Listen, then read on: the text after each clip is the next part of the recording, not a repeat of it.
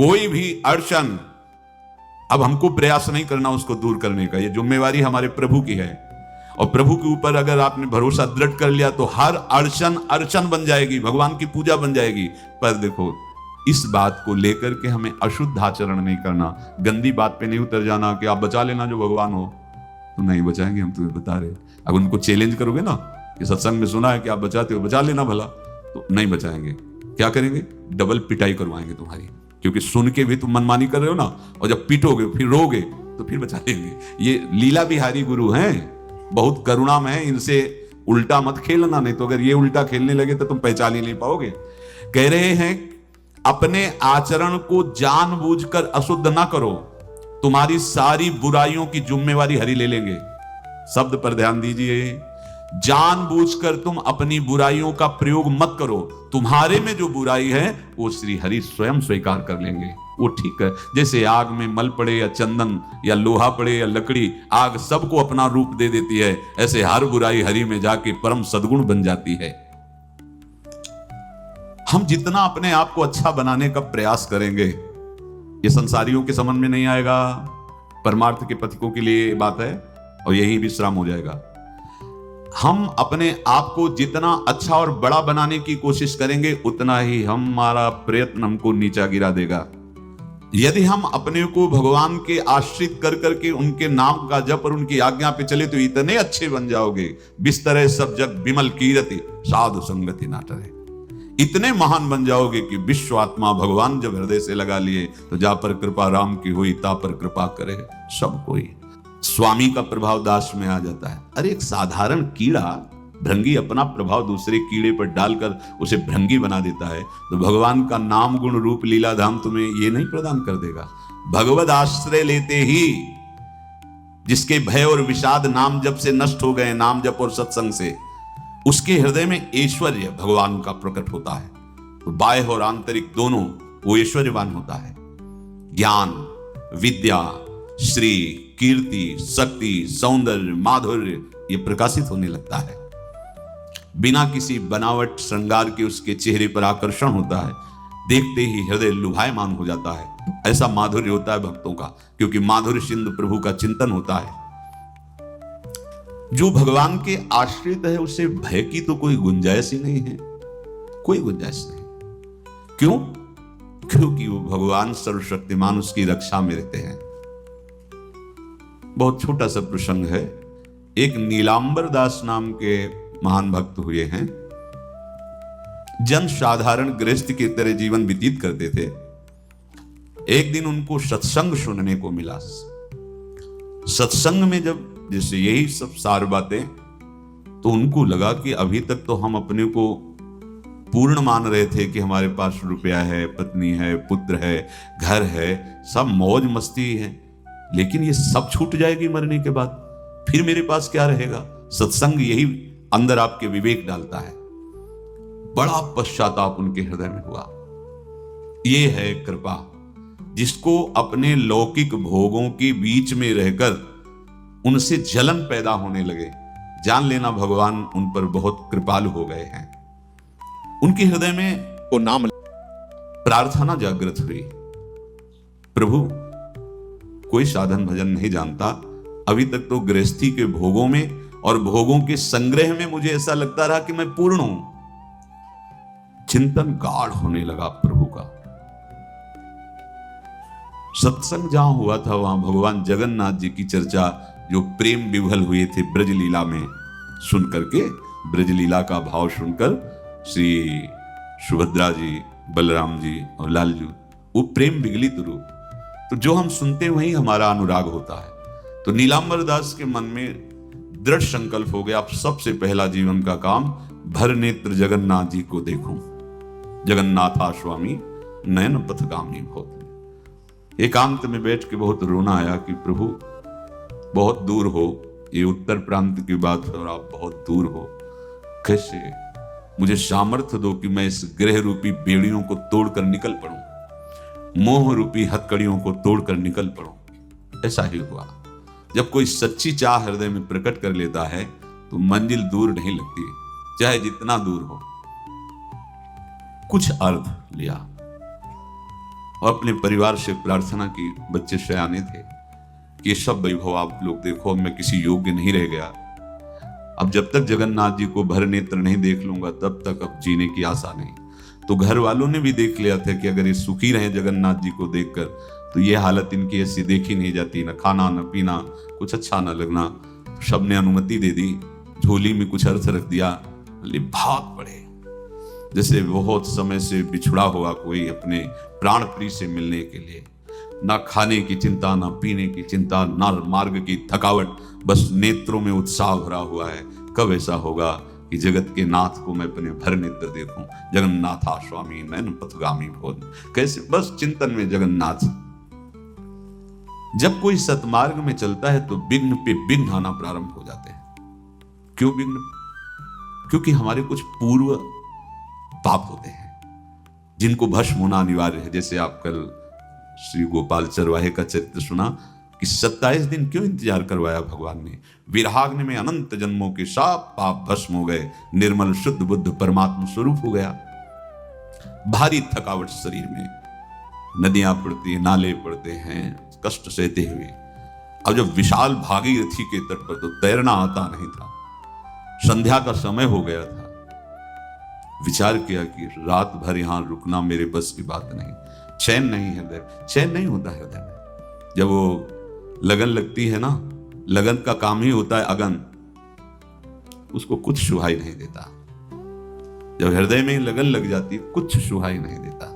जिस पर हो तुम रीझते क्या देते यदुवीर, रोना शिशकना तड़पना आहों की जागीर, ये संपर्क है।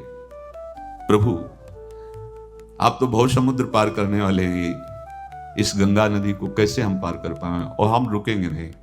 अब चाहे प्राण चले जाएं, तैरना तो आता नहीं, मैं पार जरूर होऊंगा। इतने में देखा एक नाविक मछुआरा मछली, वो बहुत ही दुष्ट स्वभाव का था। उस दिन उसको मछलियां मिली भी नहीं थी। इनको रोते हुए देखा तो नाव किनारे लाया। पार चलना चाहते हो? बोले हाँ। तुम्हारी झोली में कुछ है कि केवल हाँ ही कहो? बोले नहीं, परिवार वालों ने कुछ डाला, भी देखा तो नहीं। दिखाया तो उसमें कुछ मुद्राएं, पहले स्वर्ण मुद्राएं आदि। वो प्रसन्न हुआ और मीठी मीठी बातें करके नाव में बैठा। आओ आओ।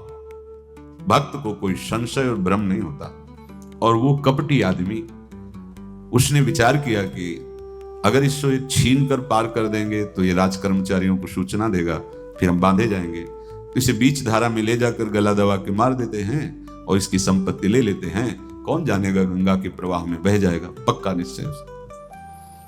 अब जब वो धारा सीधे निकलना है और वो ऐसे चला तो उनका भैया हमें तो पार होना है, आप कहाँ ले जा रहे? बोले चुपचाप। अब उसका रूप बदल गया, वो चुपचाप बैठे रहो, अभी मैं तुम्हें गंगा से क्या इस शरीर से भी पार कर दूंगा।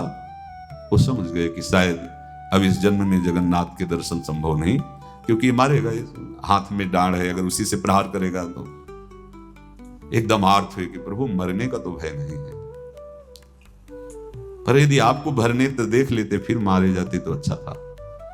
ये आशा लेकर के मैं मरना नहीं चाहता, एक बार मैं आपको देखना चाहता हूं। भय बिल्कुल नहीं हुआ। भय विषाद भक्त को नहीं होता। देर लगी क्या? एक राज कर्मचारी की आवाज आई, ए नाविक तुरंत इधर नाव लाओ। और उस समय धनुष बाण चलते थे, तो उसने शीघ्रता की और दूर ले जाने की, तुरंत बाण संधान किया और कहा समझ ले अचूक निशाना है, एक में ही तो ढेर हो जाएगा, पहले वापस नाव लाओ। अब वो घबरा गया, वापस नाव लाए। तेरे मन में क्या विचार चल रहा है? तू इसको मारना चाहता है? अगर तुझे बचना है तो मेरे देखते देखते उस पार पहुंचा और इनको प्रणाम कर। कौन था ये? कौन ही राज कर्मचारी था? यही है भक्त। निर्भय होता, उसे कोई भय थोड़ी होता है। बड़े सम्मान से पार उतारा और पूछा तुम्हारा परिचय है क्या इस राज कर्मचारी से?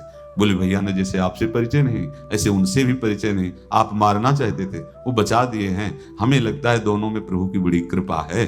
और बस झोली लिए और भाग पड़े।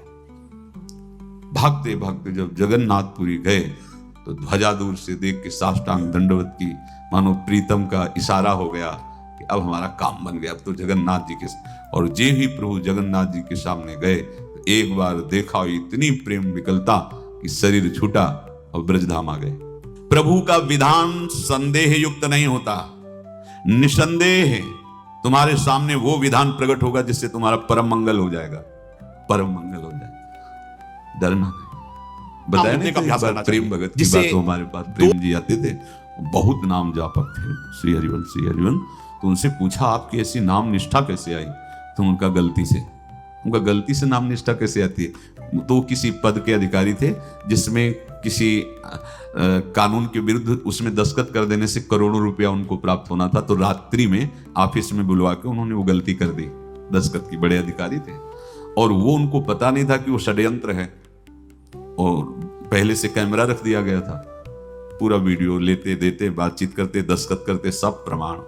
तो सुबह जो उनकी आरती उतारी गई समाज में, तो बस घर वाले भी उनसे कि जैसे पुत्र थे पत्नी कि पिताजी पापा आपसे ऐसी आशा थी, मार दिया हम सब लोगों को आपने। कब हम लोगों ने धन की मांग की आपसे, आप इस अवस्था में ऐसा कर। तो घर से ये वचन और बाहर तो सब उपहास उनका, और उन्होंने निश्चय किया रात्रि में आत्महत्या कर लेंगे। एक कर्म बड़ा विचित्र होता है। पर वो वृंदावन पहले से आते थे और हरिवंश उपासकों से मिलते, गुरुदेव भगवान से भी उनका परिचय था।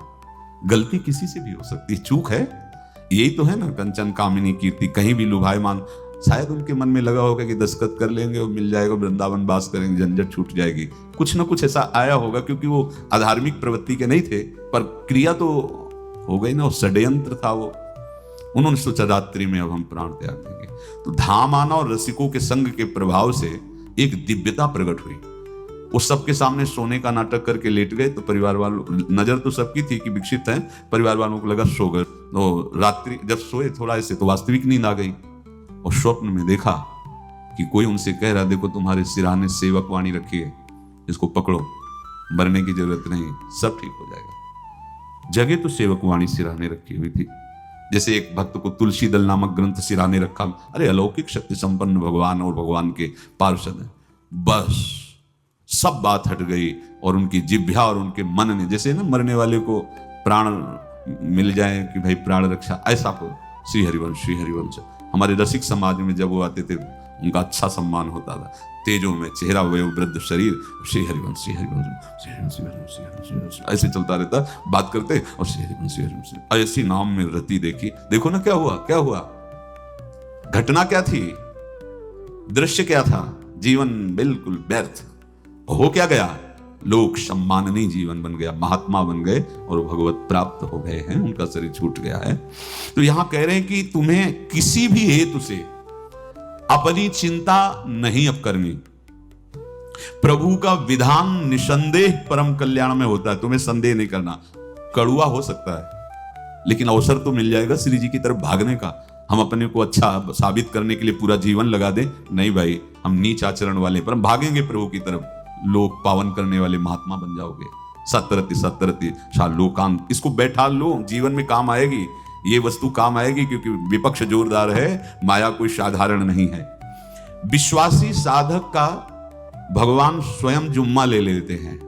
विश्वासी साधक का भगवान स्वयं, देखो अपने मन में तुम किसी प्रकार की चिंता न रख करके ये आज से विश्वास कर लो कि अब मेरे जीवन में जो होगा, मेरे प्रियाजू के द्वारा किया हुआ विधान परम सुखप्रद होगा, परम मंगलमय होगा। विश्वासी भक्त का जब ये स्वभाव निश्चय हो जाता है कि मेरे प्रभु जो करेंगे वो मंगल करेंगे, तो परिस्थिति बुरी दिखाई दे सकती है, परिस्थिति भयावह दिखाई दे सकती है कि अब तो सब गया ऐसा लगेगा। लेकिन वो बहुत बड़े के हाथ में नियंत्रित है परिस्थिति। देखते देखते उस परिस्थिति का परिणाम निश्चिंत, निःशोक और निर्भय कर देने वाला हो जाएगा। भयभीत मत होना। बहुत ही अमृतमयी बातें हैं, अगर अपने साधन पथ पे हम इनको आदर्श मानकर चलें तो बहुत जल्दी आनंद आ जाए। किसी भी अड़चन को तैयार रहो, ये काल क्षेत्र है, मृत्यु क्षेत्र है। कुछ भी, कभी भी, कहीं भी, कैसे भी, सबके सब मर सकते हो। अभी यही खंबा टूट जाए, बिल्डिंग गिर जाए, सब मर जाओगे। कहां जाओगे?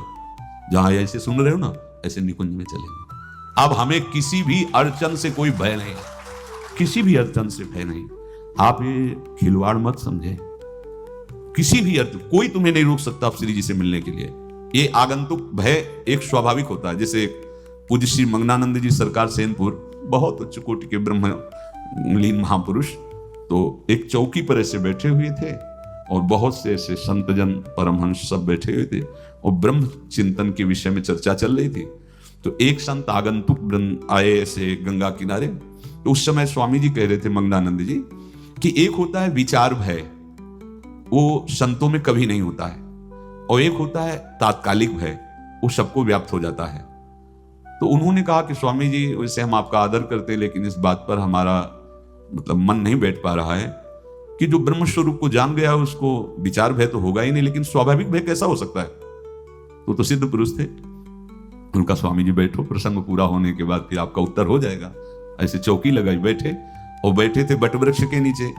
तो एक जैसे बाज है, गीद पक्षी है, उस समय तो वो संध्या का समय था, आके ऐसे जे ही बैठा तो खरबर खरबर वो डाल, तो महाराज चौकी के नीचे हो गए जो गंगा किनारे से आए थे ना। तो कहा स्वामी जी ये विचार भय है या स्वाभाविक भय है या आपको ब्रह्म चिंतन या ब्रह्म बोध नहीं? तो हंस दिए, बोले उत्तर मिल गया। ये स्वाभाविक, जैसे अभी बंदर चीख दे तो सब घबरा जाओगे ना, विचार भय नहीं है ये आगंतुक स्वाभाविक भय। भय विचार भय कि अब जो है ऐसा होगा, ऐसा हो सकता है, नहीं नहीं, वही प्रसंग चल रहा है। भगवान प्रमाण देते चले जा रहे हैं। देखो, कोई भी भय, कोई भी अड़चन अब तुम्हारा अमंगल नहीं कर सकती, पक्का मान लीजिए, डरो मत। देखो इसमें इसीलिए प्राणों की बाजी लगा के, अब हमारे प्राण नहीं हैं, हमारे प्राण प्राणनाथ को समर्पित हैं।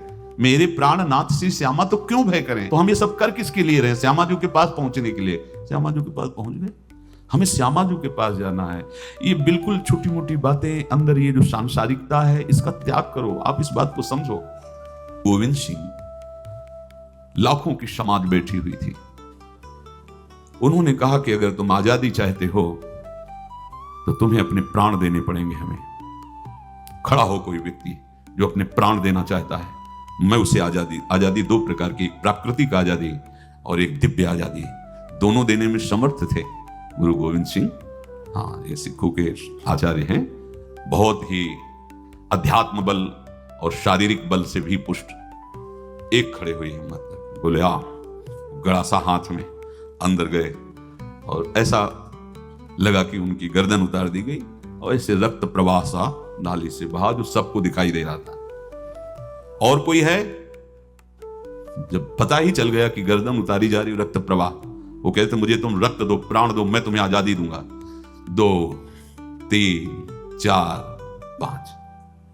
5 अंदर ले जाते, ये आभास भी नहीं होने दिया कि वो जीवित है। 5 तैयार, पूरी सभा में 5 तैयार। बोले ये पंच प्राण प्यारे हैं भाई, इतने से एक एक से 1.25 लाख को परास्त कराऊं, देखना मेरा नाम गुरु गोविंद सिंह न धराऊं यदि एक एक से 1.25 लाख को परास्त, क्योंकि प्राणों की बाजी समर्पित कर दी। अब क्या भय? माया से आजादी प्राप्त करने के लिए भयभीत होना तो बिल्कुल जीवन में छोड़ दो। विचार भय नहीं होना चाहिए, ये स्वाभाविक भय होगा। अभी कोई ऐसी आवाज आ जाए, वो ऐसे स्वाभाविक होता है, उस पर तर्क वितर्क नहीं किया जाता। विचार भय नहीं होना चाहिए। जानते हो, तुम्हारा जीवन, तुम्हारे प्राण, तुम्हारा शरीर हरि को समर्पित है और हरि के अधीन काल है, कुछ नहीं हो सकता, और जो कुछ होगा वो परम मंगल होगा। किसी भी अड़चन को भगवान के सौहार्द के सामने अड़चन मत मानना। हम अगर अड़चन को दूर करने का प्रयास करेंगे तो अड़चन हमें फंसा लेगी, अड़चन। और यदि भगवान पे विश्वास कर लिए तो वही अड़चन अर्चन बन जाएगी, उपासना बन जाएगी। मान लीजिए बात, मान लीजिए। आप लोग तो गृहस्थ में देखा होगा, हमने देखा है, बच्चा गिरा, रोने लगा, मां उठाने आई, छाती से लगाया, वो मां के थप्पड़ मार रहा है। यद्यपि वो कुछ जानता नहीं, पर भाव जब उसके देखे, बलिहार है इस वात्सल्य की, बलिहार है, ये मां को मार के कह रहा है, थप्पड़ मार के, अब तू छाती से लगा रही, जब गिरा और चोट लगी तब तू कहां थी, क्यों ले उठाया? ये अधिकार हरि, वो तो अल्पज्ञ मां है, पर हम तो सर्वज्ञ हरि के वात्सल्य में डूबे हुए हैं। हमको तो भय बिल्कुल नहीं होना चाहिए। पूज्य श्री सूरदास जी के शब्दों में मानो नीलांबर दास जी की ही प्रार्थना हृदय से प्रकट हो रही। कह रहे हैं, कृपा अब कीजिए बलि जाऊं। मुझे पता नहीं था, मैं मोह निद्रा में ऐसा सो रहा था कि नाना प्रकार के स्वप्न देखकर राजी हो रहा था। संत सत्संग मिला तो मुझे पता चला ये तो जो कुछ भी है सब व्यर्थ है। ये मकान, ये परिवार, ये धन, ये वैभव, ये पद प्रतिष्ठा, ये केवल चंद मिनट की चांदनी है। जब यमदूत आएंगे, मारेंगे, पिटाई करेंगे, नरक ले जाएंगे, तब कोई कौन साथ देगा? साथ में जाने वाला तो कुछ नहीं है। सत्संग में भगवान के चरणों का आश्रय सुना तो कह रहे, कृपा अब कीजिए, बलि जाऊं, बलिहारी जाऊं प्रभु, अब तो कृपा कर दो। कृपा तो हो चुकी है। होए विवेक मोह ब्रह्मभागा। कहां से विवेक आया? जब सत्संग मिलता है तब विवेक जागृत होता है, और भगवान की कृपा के बिना सत्संग नहीं मिलता। सत्संग मिला मानो भगवान आवाहन कर रहे हैं आपको अपने आनंद समुद्र में डुबोने के लिए। बिनु सत्संग विवेक न होई, राम कृपा बिनु सुलभ न सोई। सच्ची मानिए, सत्संग ये केवल भगवत कृपा। पहली कृपा तो सत्संग हुई, अब विवेक जागृत हुआ, तब सब होए विवेक मोह ब्रह्म भागा। तो मोह में जो सब अच्छा लग रहा था, अब अच्छा नहीं लगने लगा, काटने को दौड़ने लगा। सबका प्यार, सबकी वस्तुएं, सब वैभव सम्मान, सब झूठा, सच्ची झूठा, फसाओ। प्रार्थना हृदय से निकली, कृपा अब कीजिए, बलि जाऊं, नाहिन मेरे और को बल, चरण कमल बिन ठाऊं। कृपा अब कीजिए, बलि जाऊं, बलिहारी जाऊं प्रभु, अब तो कृपा कर दो। मेरे में कोई बल नहीं है, कोई साधन बल, तपस्या बल, योग बल, ज्ञान बल, कोई बल नहीं।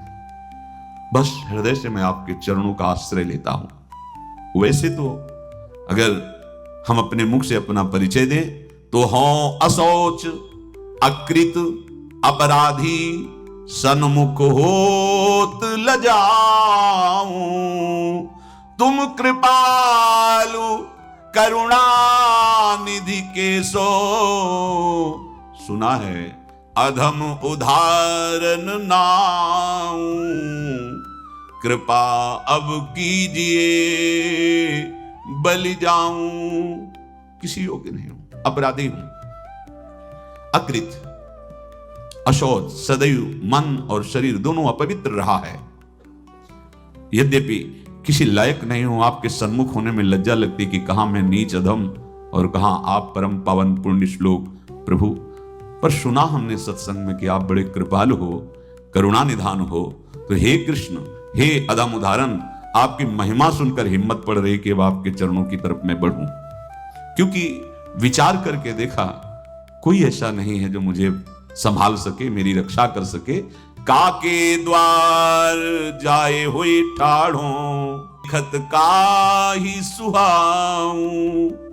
असरन सरन नाम तिहारो, हो कामी कुटिल निभाऊं। प्रभु, किसके द्वार जाके खड़ा हूं? जितने देवता हैं ये सब बनिया की दुकान की तरह है। तुम्हारे पास जितने पुण्य साधन है उतना ही फल मिलेगा। मेरे पास तो कोई बल है नहीं, तो कोई मुझे तो स्वीकार करेगा नहीं, ठुकरा देगा।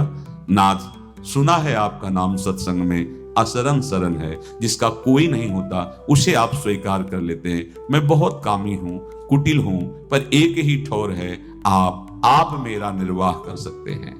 कलुषी अरु मन मलिन बहुत, मैं बहुत कलुष हूं, बहुत मलिन मन हूं, पर बिना स्वार्थ के आज तक कोई काम किया नहीं, तो आपसे भी सौदा करके ही शरण में होऊंगा। सेत में तो न बिकाऊं, तो आपसे भी सौदा है हमारा। सेत में शरण नहीं हो जाऊंगा आपकी, यद्यपि मैं ऐसा बता दिया पूरी। देखो भक्तों का हृदय कैसा होता है। हाँ, क्या चाहिए आपको, क्या चाहिए? तो सूर पतित पावन पद अम्बुज, सो क्यों परिहरि जाऊं। कृपा अब कीजिए, बलि जाऊं। सेत में नहीं बिकाऊंगा, आपके चरण का मोल लूंगा।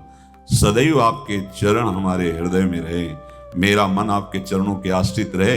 ये दे दो, अब मैं आपका ही हो गया, बिक गया। ये मूल्य आपको देना पड़ेगा। आप अपने चरणों का आश्रय और अपना चिंतन। हमारी तुम्हारी होड़ पड़ी है, ना जाने करिहो कहा तुम नागर नवल हरी, मोहि प्रभु तुम सो होड़ परी।